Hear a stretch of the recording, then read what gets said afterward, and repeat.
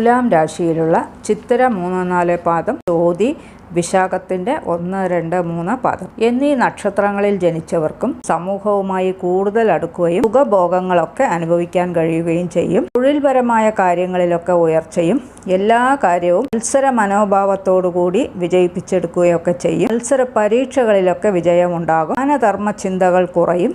ഗുരുക്കന്മാരുടെ അപ്രീതിക്ക് ആകാതിരിക്കാൻ പ്രത്യേകം ശ്രദ്ധിക്കണം. ദൈവാനുഗ്രഹക്കുറവ് കാണുന്നുണ്ട്. സന്താനങ്ങളെ കൊണ്ടുള്ള ചില ശ്രമങ്ങളൊക്കെ അനുഭവിക്കേണ്ടതായിട്ട് വരും.